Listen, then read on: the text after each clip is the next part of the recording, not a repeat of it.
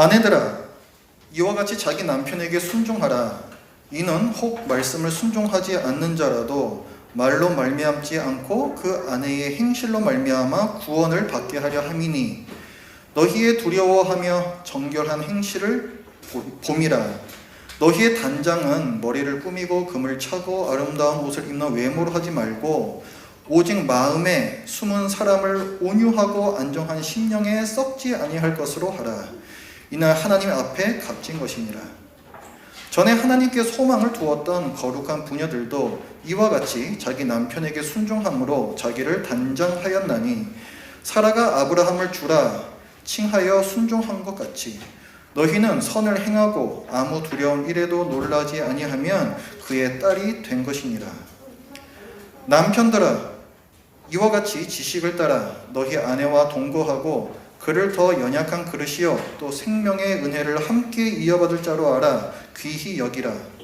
이는 너희 기도가 막히지 아니하게 하려 함이라. 아멘.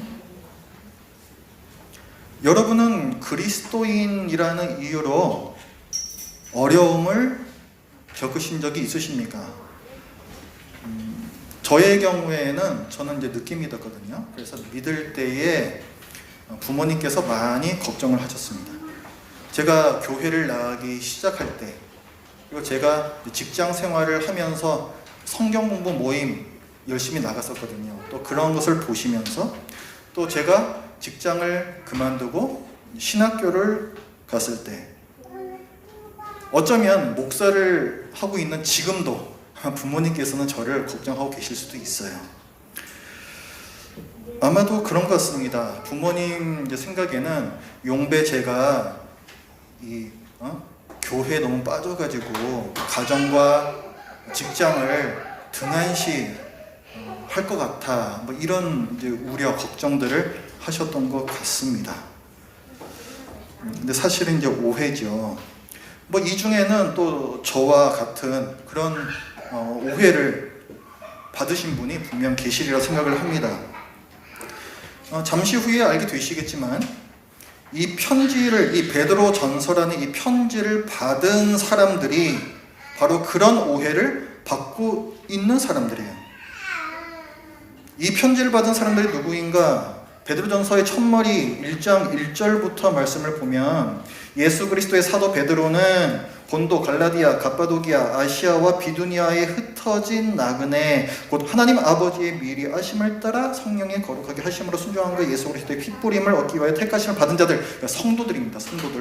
뭐 길게 나왔지만은 지금 터키 지역에 흩어져 살고 있는 성도들, 그리스도인들, 이 사람들이 대상이에요. 근데 이 사람들에게 베드로가 뭘 얘기하냐면 2장 12절 말씀을 보면요.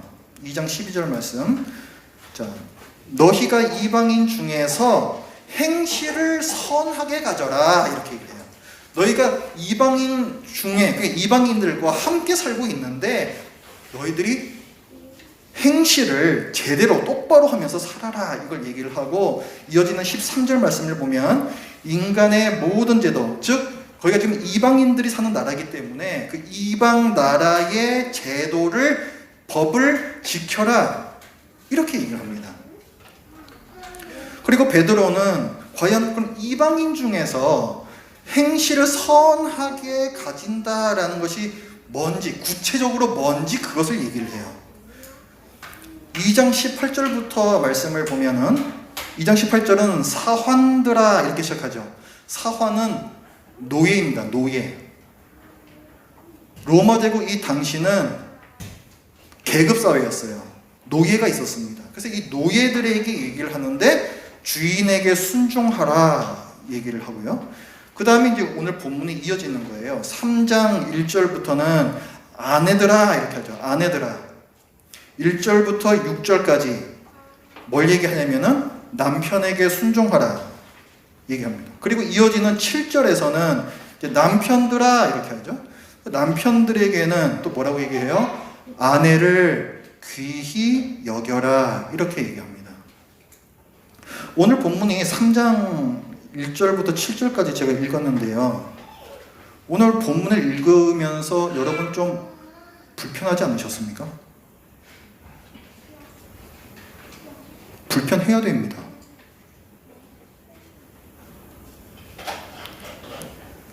뭐 오늘 본문 이 위쪽에서도 그래요. 지금 보면은 그 2장 18절부터 사환들아 이렇게 나오잖아요. 종들아 이렇게 나오잖아요. 종들아 너희는 주인에게 순종하라 이게 지금 나오잖아요.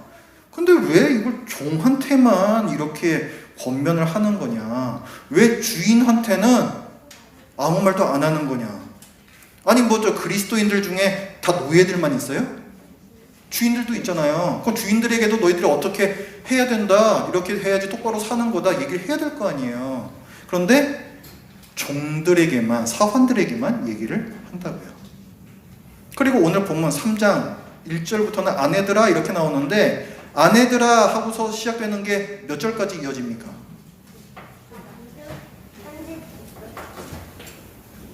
그 7절에 남편들아 할 때까지, 그 전까지 이어져요. 아내들한테 얘기하는 거는 총 6계절입니다. 분량이 많죠? 잔소리가 많다는 얘기예요. 그런데 남편들아 해놓고는요, 7절 한 절이 끝이에요. 양 자체가 굉장히 지금 차이가 나고 있고요. 또 내용을 봐도 왜 아내한테만 남편에게 순종하라고 말하느냐 이거죠. 아내한테는 남편에게 순종하라 얘기하고, 그 밑에 7절에 보면 남편들한테는 아내를 귀히 여겨라 이렇게 얘기해요. 귀히 여겨라. 뭔가 지금 굉장히 좀 기울어져 있다는 거죠.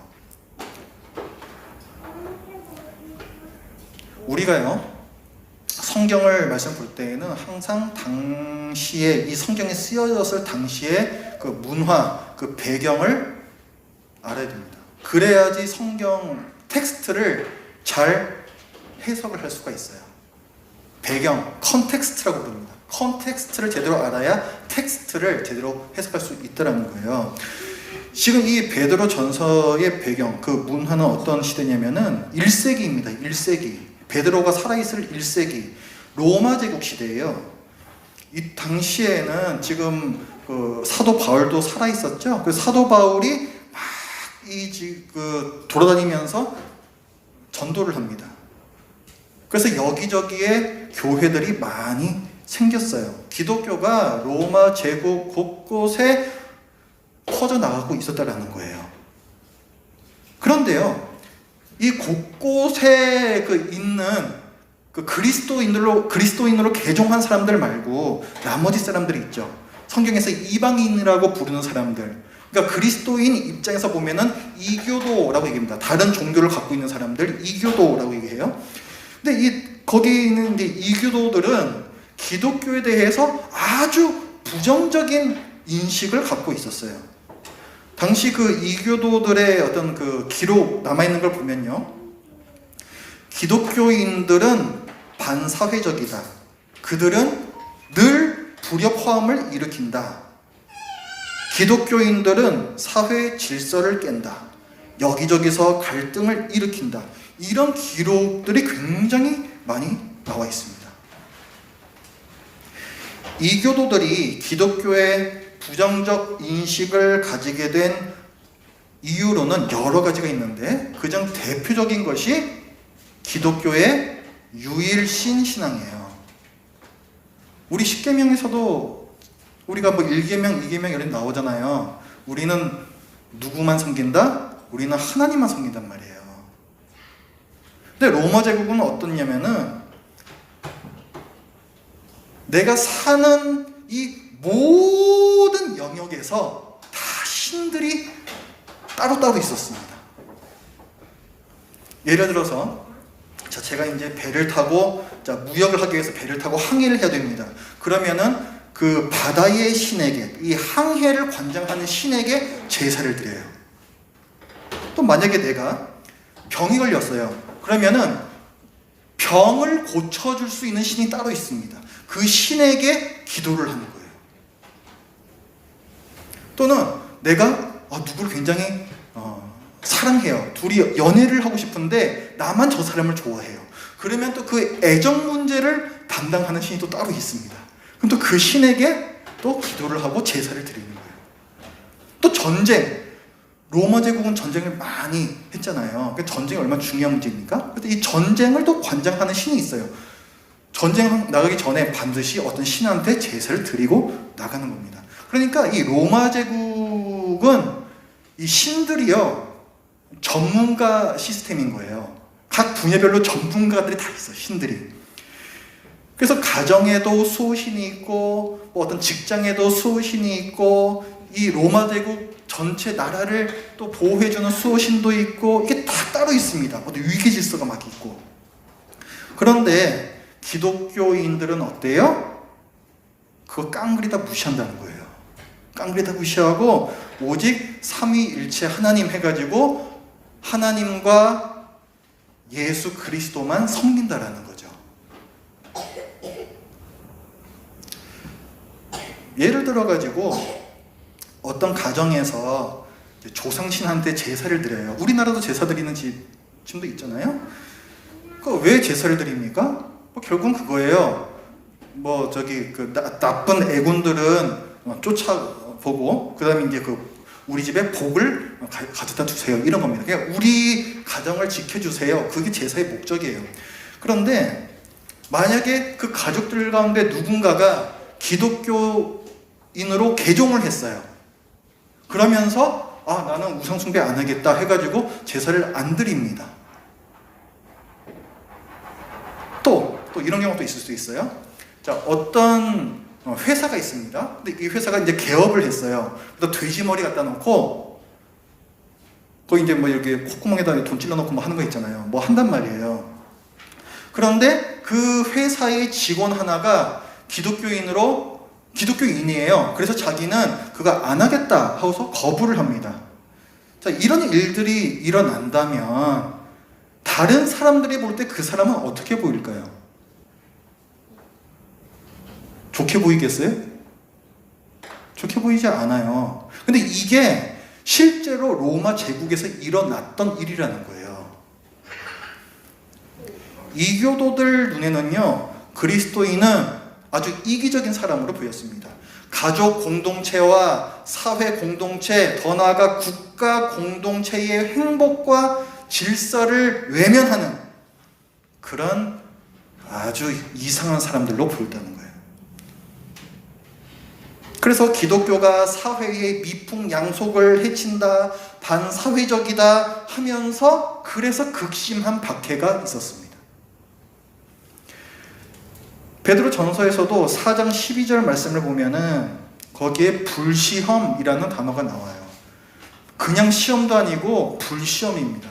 그리스도인들이 얼마나 심한 박해를 받았는지 우리가 알 수 있는 단어예요.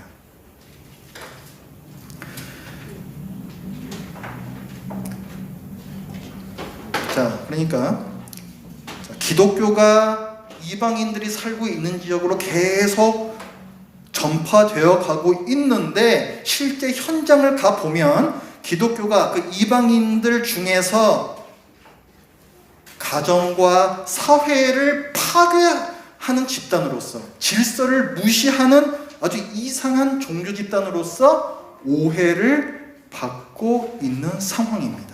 그게 지금 베드로 전서의 배경이에요. 제가 여러분들한테 한번 여쭤볼게요.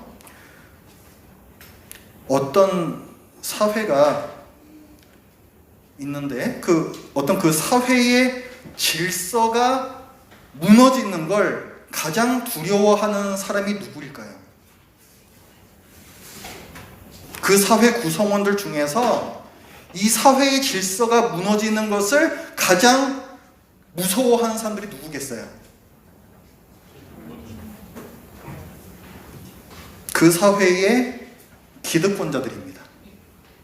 왜 그래요? 지금 현재의 질서에서 많은 것들을 누리고 있거든요. 이 사회 질서가 무너지면 더 이상 그걸 누릴 수 없게 되는 거예요. 그렇기 때문에 이 사회 질서가 무너지는 걸 가장 싫어하고 무서워하는 것은 기득권자들입니다.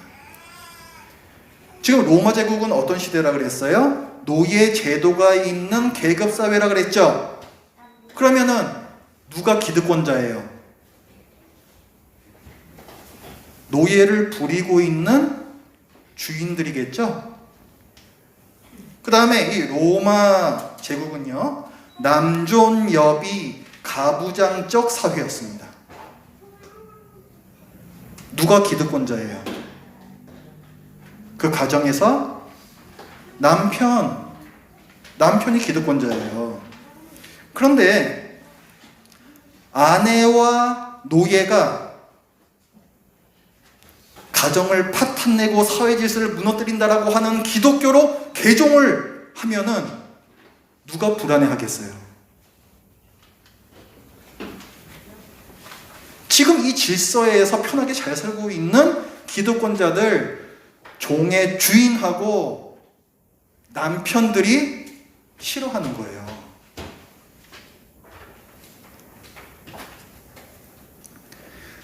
그래서 기독교를 힘을 가지고 있었던 이 주인과 남자라는 이 사람들이 핍박을 하는 겁니다. 그런데요, 이건 사실 오해예요. 그분들의 오해입니다. 기독교는 결코 성경에서 정치적인 혁명을 일으키라고 얘기하지 않아요.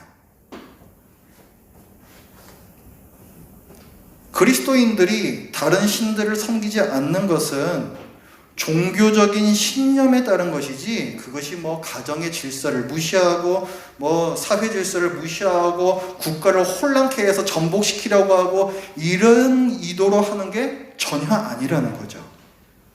오히려 기독교는 사회 질서를 존중합니다.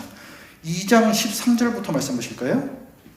베드로가 뭐라고 말씀한가 보세요. 2장 13절, 인간의 모든 제도를, 그 이방인들이 살고 있는 그 나라의 모든 제도 법을 주를 위하여 순종하되, 혹은 위에 있는 왕이나 혹은 그가 악행한 자를 징벌하고 선행한 자를 포상하기 위하여 보낸 총독에게 하라.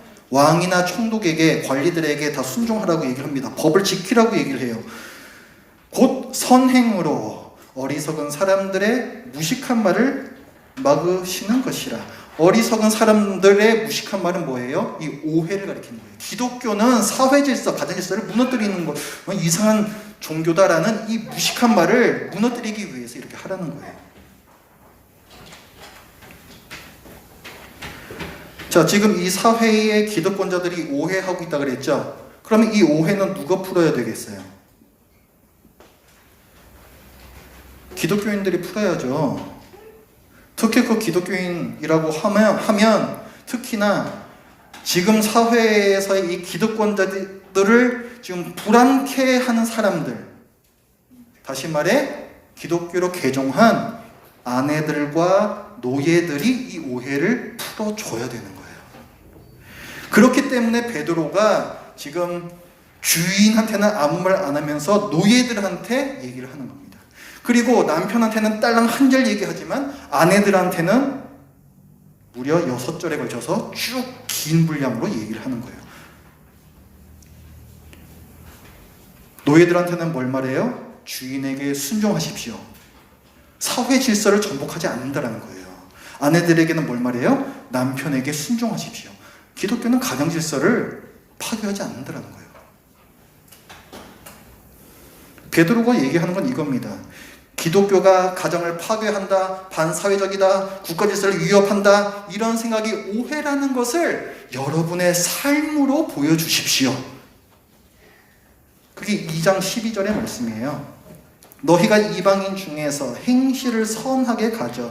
여기 중요한 단어가 뭐냐면은 이방인 중에서라는 단어. 이방인 중에서. 그리스도인들은 지금 이교도들을 하고 같이 살고 있다고요. 그 가정에서, 그리고 그 직장에서 같이 살고 있다고요. 너희가 이방인 중에서 행실을 선하게 가져 너희를 악행한다고 비방하는 자들로 하여금 너희 선한 일을 보고 오히려 정말 그 비그리스도인들보다 더 가정과 그 직장에 충실한 그 법을 더 잘 지키는 그 모습, 그것을 보고 오시는 날에, 예수님께서 다시 오시는 날에 하나님께 영광을 돌리게 하려 함이라.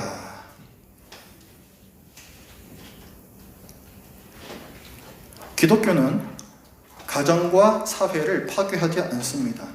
오히려 사회 제도를 존중하면서 가정과 사회를 건전하고 더 아름답게 만들어요. 그리스도인이 가정과 사회에서 이렇게 살 때에 하나님께서 비방받지 않으시고 기독교가 욕먹지 않습니다. 그리고 기독교인들이 그런 모습을 보이며 살 때에 이방인들이 하나님께 영광을 돌리게 됩니다. 복음이 전파될 수 있다는 거예요. 그 사람들에게도.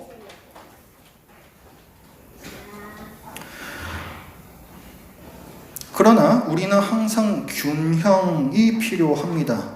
비그리스도인들과 함께 사는 그리스도인이 가정의 질서와 사회의 질서를 존중하고 지켜야 한다고 해서 그렇다고 주님께 충성하는 것까지 양보하는 건 아니에요. 베드로가 사도행전에서 했던 유명한 말이 있죠. 내가 누구의 말을 듣겠느냐? 사람의 말을 듣겠느냐? 아니죠. 하나님의 말씀을 난 듣겠다, 이런 말이 나오잖아요. 그런 부분도 우리가 충분히 또 생각을 해야 됩니다. 지금 오늘 본문에서도 베드로가 노예들하고 아내들에게 순종해라 이 권면을 하고 있잖아요. 왜 그런 권면을 지금 하고 있을까요?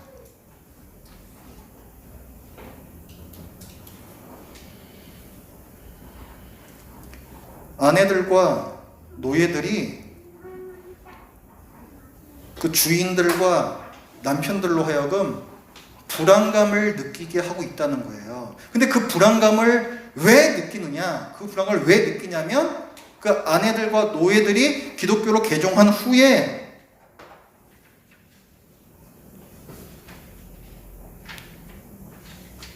정말 이 성경에서 말씀하고 있는 바에 따라서 제대로 살라고 노력을 했기 때문에 그런 거예요.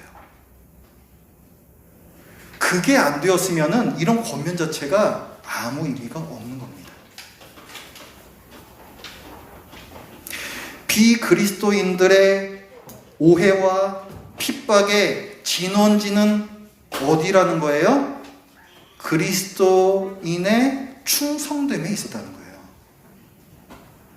우리는 그래서 이런 성경 말씀을 볼 때에 그리스도인의 충성됨이라는 것을 전제로 놓고 그리고 비그리스도인들과 어떻게 화목하게 살아야 하느냐라고 이 말씀을 봐야 되는 거예요.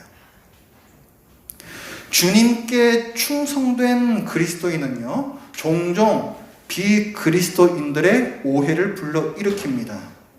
그래서 우리는 종종 오해 유발자가 되어야 돼요.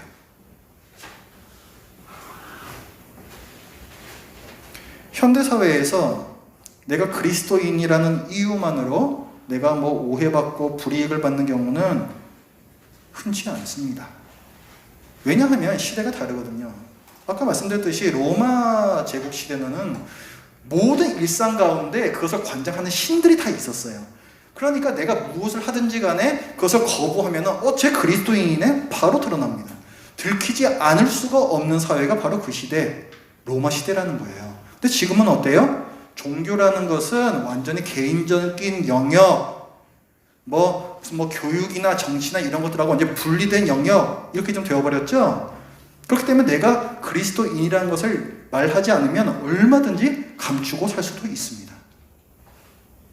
그래서 현대사회에서는 내가 그리스도인이라는 이유 때문에 박해를 받는 경우는 거의 없는 거예요. 거의 없다 그랬습니다. 그러니까 아예 없지는 않다는 거예요. 가끔씩 있어요. 가끔씩 있습니다. 가끔씩 있는데 문제는 뭐냐면 우리가 그 가끔을 못 견뎌하고 두려워한다는 거예요. 너 너무 열심히 믿는 거 아니냐? 가정과 직장과 학교가 뒷전이 되는 거 아니냐? 그런 오해를 아예 회피하고 싶어 한다고요. 왜 그래요? 내가 괴롭고 힘드니까. 성경은요, 주님께 충성함 때문에 부당하게 오해를 받으면 그것이 하나님 앞에 아름답다라고 말씀합니다. 2장 20절 말씀 죄가 있어 매를 맞고 참으면 무슨 칭찬이 있으리요. 그러나 선을 행함으로 고난을 받고 참으면 이는 하나님 앞에 아름다우니라 말씀해요. 오해라는 것은 죄가 없다는 거예요. 근데도 고난을 받으면 그건 부당한 고난인 것이고 그것은 하나님께서 보시기에 아름답다는 거예요. 오해 받으라는 거예요. 왜? 예수님께서도 오해를 받으셨거든요. 그 근거를 베드로는 예수님께로 돌립니다. 2장 21절 말씀부터 보면은 이를 위하여 너희가 오해를 받기 위하여 고난을 받기 위하여 너희가 부르심을 받았으니 그리스도도 너희를 위하여 고난을 받으사 너희에게 뭐가 되신다고? 본을 끼쳐 그 자취를 따라오게 하려 하셨느니라. 예수님께서 그러하셨으니 너희도 그렇게 하라.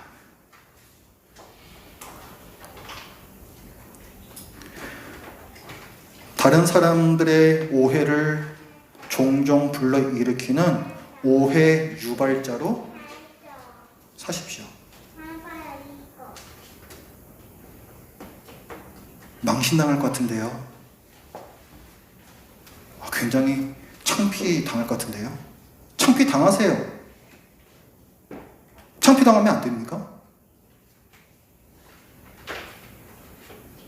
모욕당하면 안 돼요.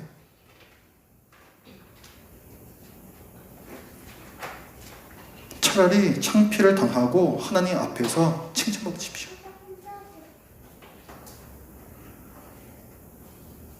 이 오해의 근원지는 어디에 있는 거다? 주님을 향한 신실함, 충성됨에 있다.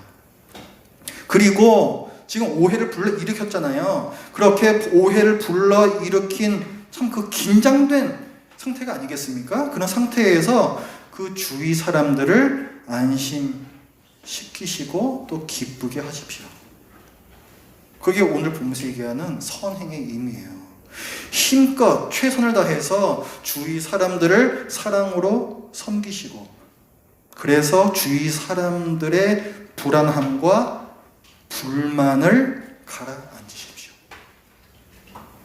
내가 주님과 교회를 성실히 섬기는 것이 결코 가족과 사회 공동체를 외면하는 것이 아니라는 것을 그 확신을 주십시오. 오히려 내가 주님께 충성된 것이 이 가정과 이 사회를 더 바람직하고 아름답게 만든다라는 그 아름다운 모습을 강화시킨다라는 화평케 하는 자로서 사십시오. 저는요 지금 두 가지를 말씀드렸잖아요. 오해 유발자로 살아라, 그 다음에 화평케 하는 자로 살아라, 두 가지를 말씀드렸는데 저는 첫 번째까지는 잘 했던 것 같아요. 오해 유발자로 사는 거. 그런데 두 번째 화평케 하는 자에서 실패했습니다. 제가 주님께 신실하게 살려고 할 때에 부모님께서 걱정하셨고 또 부모님께서 걱정하셨을 때 저는 부모님께 잘 못했어요.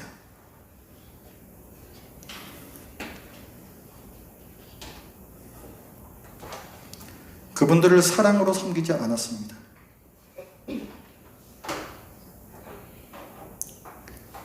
저를 이해하지 못하시는 게 답답했고 힘들었고 원망스러웠고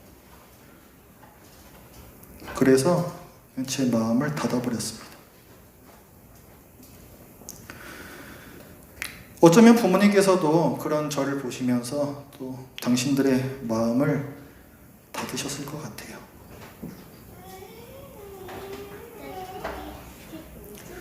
오늘 본문을 보면은 베드로가 권면합니다. 1절에서 아내들에게 권면을 할 때 잘해라, 순종해라 얘기를 하는데 왜 그렇게 하냐면은 자, 이와 같이 자기 남편에게 순종하라. 이는 혹 말씀을 순종하지 않는 자라도 남편을 말하는 거예요. 불신자 남편.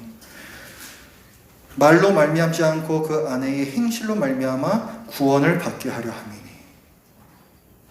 7절에서도요, 남편들아 이렇게 나오죠. 이번에는 믿는 자가 남편이고 불신자가 그 아내인 그런 가정입니다. 이와 같이 지식을 따라 너희 아내와 동거하고 그를 더 연약한 그릇이어도 생명의 은혜를 함께 이어받을 자로 알아. 생명의 은혜를 함께 이어받는다는 것은 그 아내도 구원을 받는다는 얘기예요. 지금 아내들에게 얘기하는 것과 남편들에게 얘기하는 것이 똑같습니다. 너희의 선한 행실로 말미암아서 믿지 않는 배우자가 구원받게 하라는 거예요.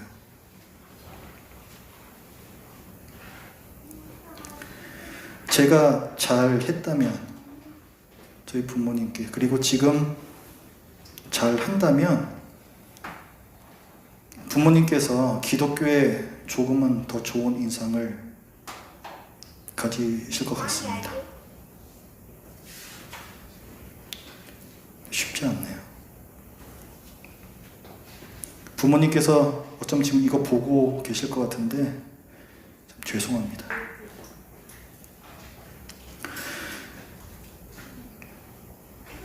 여러분도 이런 잘못을 안 하셨으면 좋겠어요. 주님께 절개를 지키는 신실한 신앙생활로 오해를 불러일으키는 오해 유발자로 살되 다른 일상 중에는 주위 사람들을 섬기고 순종함으로써 주위 사람들의 불안과 오해를 가라앉혀 주십시오. 그리고 여기서 더 나아가서 여러분의 그 신실한 신앙생활과 그것 때문에 바뀐 여러분들의 가정에서의, 사회에서의 그 모습, 그 잘 섬기는 행동으로 말미암아서 주위 사람들의 마음이 열리고 그분들이 함께 구원에 이르게 해 주십시오. 기도하겠습니다.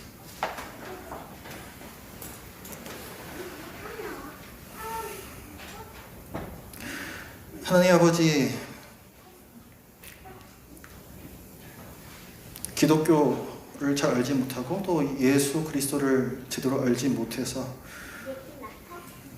기독교인들을 정말 끔찍하게 박해했던 그 로마 제국 시대, 또 그 시대를 살아가는 그리스도인들에게 베드로가 보낸 이 편지를 저희들이 살펴보면서 여전히 불신자들이 훨씬 많은 이 세상에서 또 저희들의 가정에서 저희들이 어떻게 살아야 하는지를 나누었습니다. 하나님, 저희들 그리스도인이라고 하였지만 주님께 대한 신실함과 또 충성됨이 너무나도 약해지진 않았습니까? 그래서 핍박도 없고 내가 어떻게 살아야 할지에 대한 고민도 없고 혹시 그런 삶으로 저희들이 하루하루를 그저 지내보내고 있지는 않습니까? 하나님, 저희들이 초기 교회의 그리스도인들처럼 자기가 알고 있는 바를 또 자기가 몸담고 있는 곳에서 충실히 살아내려는 그 충성됨이 모두에게 있도록 하여 주시고 또 그로 인하여서 오해할 우리 주위 사람들에게 저희의 사랑의 섬김으로 정말 이 기독교가 얼마나 아름다운 종교인지 얼마나 우리 삶을 풍성하게 하는지 그것을 알려줄 수 있는 그런 매개자로서 또한 저희를 사용하여 주시옵소서. 예수님의 이름으로 기도드립니다. 아멘.